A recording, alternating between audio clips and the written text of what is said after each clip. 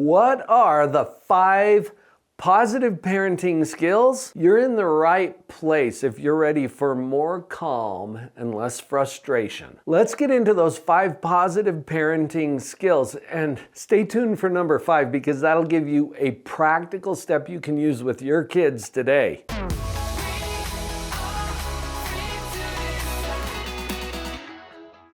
The first positive parenting skill is to clarify your job as a parent. If you've watched many other videos on this particular channel, you've probably heard me say this: what is your job as a parent? And I get a lot of really great answers. It's to make sure that they're healthy, make sure that they're safe, make sure that they do their homework, make sure that they're good, productive citizens, make sure that they stay close to the family and the faith. These are all great answers and a little misguided, because it breeds frustration when we think our job is to do something that we don't have any control over. Now, you have influence as a parent, but you don't have control. Let's be really clear.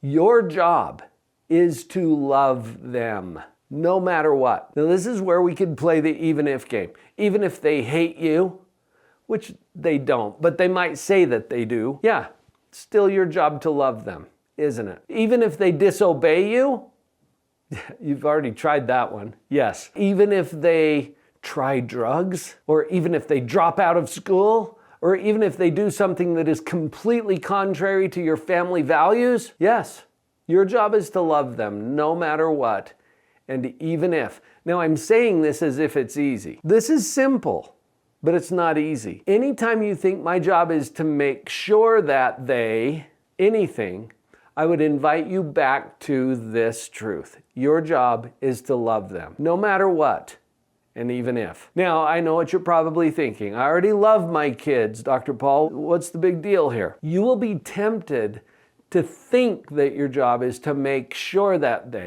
This breeds frustration and anger. It leads to yelling and screaming. Have you had any of that happening? Notice that. And I've got you. We've got some other skills that we can talk about. This is the first one.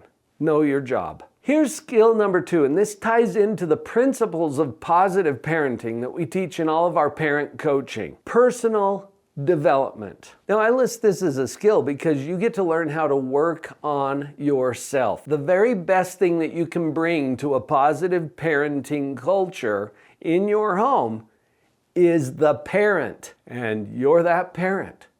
So that's why personal development is so crucial. Here's a secret that a lot of parents don't know. Whoever is most upset will lose the power struggle. Think about that for a minute.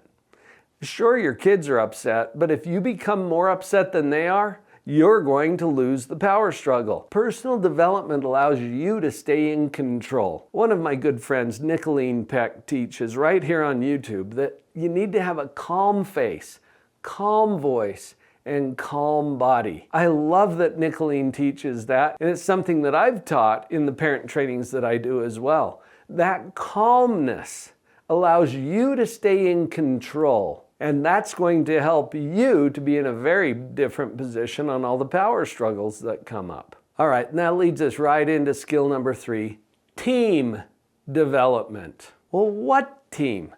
I mean your parenting team. If you are married or in a committed, stable relationship, that person, your spouse, is your team. You've heard the phrase, it takes a village. Well, that starts right at home, and it extends beyond the home because after your spouse or other parent, there's teachers, there's coaches, there's pediatricians and nurses. There are people on your parenting team who become an important resource to you as you work to establish your positive parenting environment at home. So work on the team. You don't have to do this alone. And typically, parents who lose their cool the most are those who feel the most isolated and alone. So let's work on that team so that you have the support that you need. Before we get to skills 4 and 5, take a moment to subscribe. If this is resonating with you and this is the kind of environment you want to create for your family, subscribe and hit that notification bell. You might also think of another parent, and you probably already have, who would enjoy this video. Copy the video link and send it to them. They're going to thank you. Here's skill number 4. Choose your attitude. Attitude is position. I have a son who flies airplanes. He's a pilot for an airline. He taught me something about attitude, which is an aviation term. Now, I knew that altitude was an aviation term that pilots use. Attitude is probably even more important. It's the position of the plane relative to the ground or the horizon. So if my hand is the plane, you can see that a nose down attitude is heading you right into the hard stuff. A nose up attitude can give you altitude, and the attitude or position of that plane determines where it's going next. That's one of the things my son taught me. He said, attitude doesn't tell you where you are. It tells you where you're going. And if you're ever in trouble, he said this too, check your attitude first. Attitude is a choice. And I'm not talking about how you feel. A lot of times in psychology, when I say attitude, people think, oh, well, that's how I feel. No, attitude isn't how you feel. It's going to determine how you will feel in the near future because it's determining where you're going to go. Your attitude is your position. And here's a position I would recommend. Enjoy your children. I use those words very specifically. Can you choose to enjoy your children? I don't know what your answer to that is, but I've talked to a lot of parents who don't see it as a choice. And until you see it as a choice, it's not. I remember one dad telling me, I just don't enjoy this kid. And my brain is thinking, well, then the answer is obvious.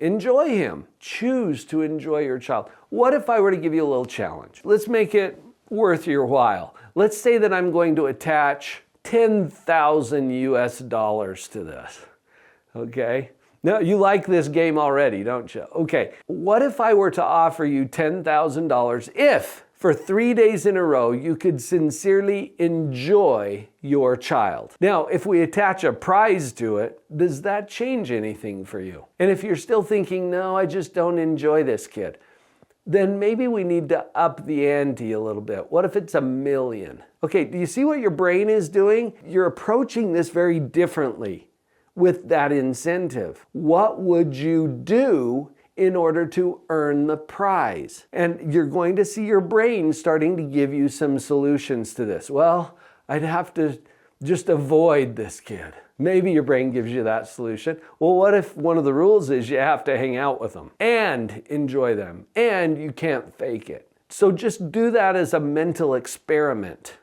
and let's see where it takes you. Choose to enjoy. It's a skill. Now let's get to that last skill. This is the one I saved to the last because it's a very practical one that you can apply right now with your kids. You give clear, simple choices. This acknowledges agency. And I think next to life itself, the greatest gift that we enjoy as humans is the power to direct that life or to control our own choices. This is true for your kids too. So giving them clear, simple choices helps to empower and acknowledge their agency. And it works toward personal responsibility. There's a lot of reasons why that is true. I find that a lot of parents make a mistake, though, in giving their kids choices. So let me give you some guidelines that will help to avoid some of the common pitfalls. 2 choices. You, as a parent, are okay with both of them.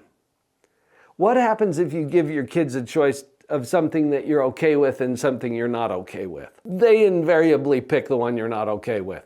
So you got to be okay with both choices. Spend a little time working this through. You might talk to your coach about this as well, where you can get really clear about the kinds of things that you can be okay with. For example, I remember this from when we were living in a little duplex next to my brother and his family, and his 5-year-old was sitting on the steps and refusing to get on his shoes and get in the car. Something like that. And I remember the mom, in this case, giving 2 choices. Hey, you can either come with us or we're going to leave you home alone. All right, is mom really okay with both of those choices?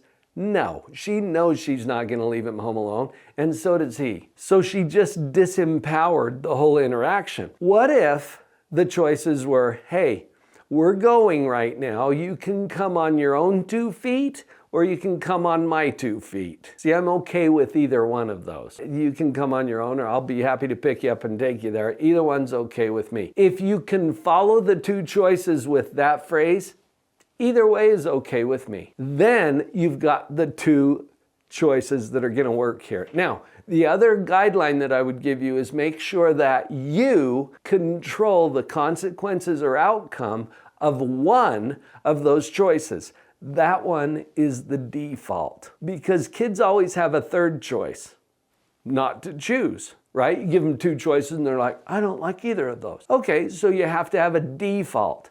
Default is what happens if the child chooses not to choose. Okay, so like in the example with my little nephew, hey, you can come on your own 2 feet or you can come on my 2 feet. Which one's default? My 2 feet, because if you continue to sit there on the step, I know that you chose that one. That will help you to present the kind of choices that will empower your child to start practicing their agency more appropriately and reduce the conflicts. Because if you control the outcome of one of those choices, there is no need for an argument. There is no reason to fight. We'll just simply honor the choice. Do you like that? I've got you. There are more positive parenting solutions waiting for you in the next video. These are 5 clear tips for creating peace and calm in your home. I want you to watch that video next. If you're in, meet me there.